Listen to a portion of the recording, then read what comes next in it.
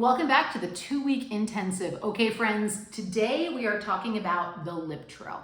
And day 2 is all about lip trill, incorporating lip trill into your practice and appropriately understanding how we use it and why we use it. Also understanding that there are ways of substituting it. For some singers, the lip trill will simply just not be an effective tool. Why? Because they just won't quite get the mechanic. It won't be available to them.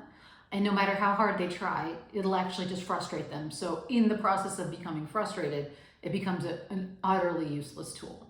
So anything in singing that we're using as a practice method that makes you incredibly frustrated, I'm going to encourage you to move on. If it doesn't work for you, it's okay. But the lip trill, you can always substitute a tongue trill. So the lip trill would be, the tongue trill would be, or you could also grab a straw and buzz through that straw with some water. You can put the straw in a cup of water or just use the straw by itself. The other thing you can do to try to find the lip trill is take your hands, place it on your cheeks and do. One of the challenges that I see with singers a lot is just navigating what that mechanic in the embouchure looks like. For me, I feel my lower lip, just underneath my lower lip, almost touching my upper teeth. And I make this little chipmunk look. And having that pout start the mechanism is how I find it. Now again, some singers always have to put their fingers on their cheeks. And some singers will just have a hard time with the lip trill in general, and the tongue trill will just be easier for them. Either are fine. And if both frustrate you, I would say take the pattern for the vocalies that we're going to use for the lip trill and either audiate, meaning you're thinking the pitch while you inhale and simply do some hissing exercises. Or you can also use, again, that straw. And if neither of those, if you feel like I don't want to use a straw, the lip trill's not working, you're welcome to use a semi-occluded consonant. So we're going to do a v, also fine. So v is another good substitute if the lip trill is not available to you. That said, I will encourage you to try to find it this week. I know for me, it took me a couple weeks trying to figure out how to get that mechanic. And in a couple weeks, I did. So as long as you can get a lot of people will have trouble maintaining it. And actually, it's kind of nice to see because then we know where the problems are. Because what the lip trill is doing is helping your body train the breath to sound ratio. How much breath do I need to get through this phrase? It's also an incredibly gentle way of singing in the sense that if you have any swelling, laryngeal swelling in the vocal folds or any challenges in that sense, then the lip trill will be available to you. And if it's not available to you, it's probably because you might have some swelling today and the vocal folds are just not being responsive. So it's a really great way of using it to diagnose, but you can also use it to train. So, and you'll see it everywhere from choral rehearsals to voice lessons. So being able to try to practice it and master it's a really, really good idea. But remember, it's just a training tool. And if it doesn't work for you, substitute. All right, that said, today we're going to actually work through a couple of exercises on that lip trill. So remember we said we want to scaffold the breath. So we're going to inhale and take that nice low breath. But before we do it, I want to add a couple of stretches to get your body ready to sing. So we're going to roll those shoulders back, nice big slow circles.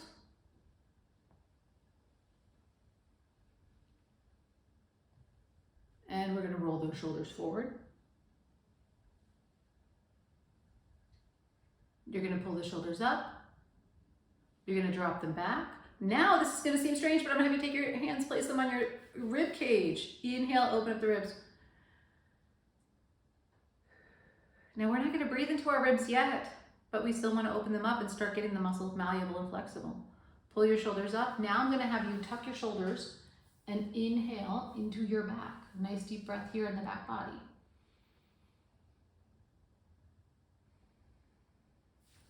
And then you're going to pull the shoulders up and just drop them. Now take your thumbs, place them on your belly button. Now you should be in a standing position.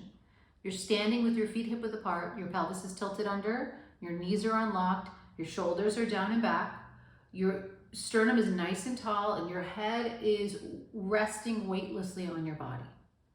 You want to be in a good neutral posture, standing posture. You want to be in a good neutral standing posture, but you don't want to feel stiff. That's kind of a tricky thing for a lot of singers. And we will have plenty of tutorials and commentary on posture on the Tone-Based Voice platform. We're not dealing with that particularly within the 2-week intensive, but I will say it's really important to try to have that form good before you start singing. So really understand that good neutral posture, feet hip width apart, pelvis tilted under, knees unlocked, sternum tall, shoulders down and back, and then your head resting comfortably on your body. So you're going to inhale a nice low breath into the abdomen with that neutral posture. And before we do the lip trill, I'm going to have you do a couple of hisses. So we're doing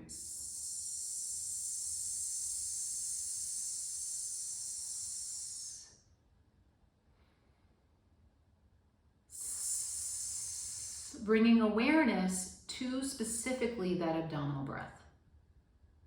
Now, the lip trill. The first place to start, step 1, can you just create that sound and audiate on a pitch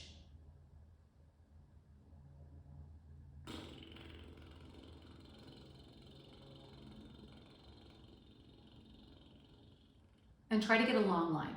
Inhale, abdomen out, exhale and trill.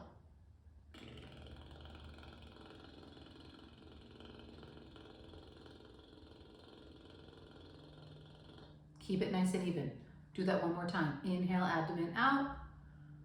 Exhale and trill.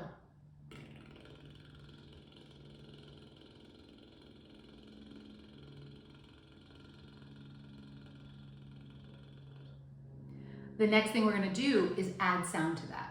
Now, I'm going to give you an intermediate, actually I'll give you a beginner one and then an intermediate one.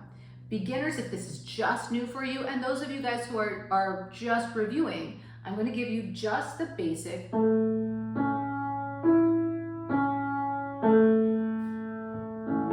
we're going to lip trill together.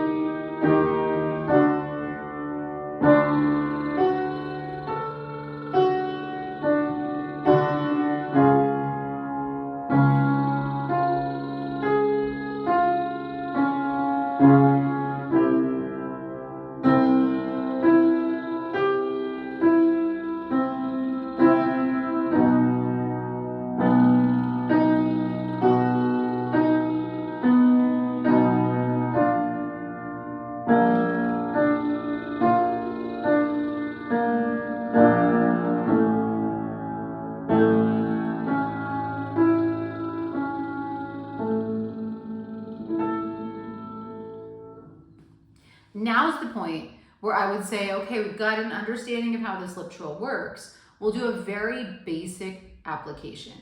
So for me, I'm just grabbing the first thing that's on my piano right now, to be honest with you, and it's a little Handel aria, Where'er You Walk. So I'm going to show you how an application works using Where'er You Walk. This is in the original key, Semele, Handel, and I'll put a little image of this, and so you guys can see it in the actual two-week consensus. You can see. So I'm looking at this phrase.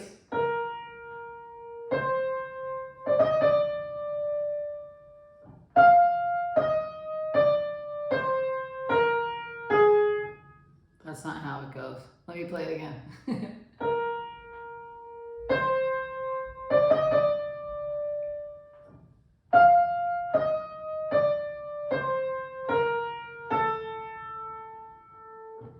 So I'm going to take that phrase and simply apply the rules of my lip trill and lip trill the phrase.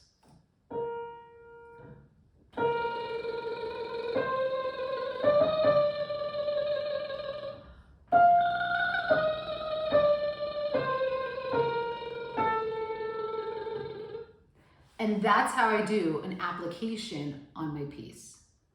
So you'll see coming up is a submission of your first assignment, which is record yourself singing a segment of music with the lip trill. And then we can take a look at that, and I can help you out and help you troubleshoot if you're having any challenges. But if this is an easy assignment for you, I'm going to encourage you to pick a whole piece and do an entire piece on that lip trill. As you're doing that, I should mention, you should always make sure that when you're picking up a new piece of music or you're working on a piece of music, that you decide in advance where you want to breathe. So as you're training your breath on your score, with your score, you are training your body for the length of phrase using the lip trill. So I always want to be incredibly consistent with where my breaths are. Every single time I see that phrase, I know I want to breathe in the exact same place. Why? Because I'm doing all of this technical work so that when I get to performance, I don't have to think about it anymore. I want it to be, as you hear me say all the time, muscle memoried in.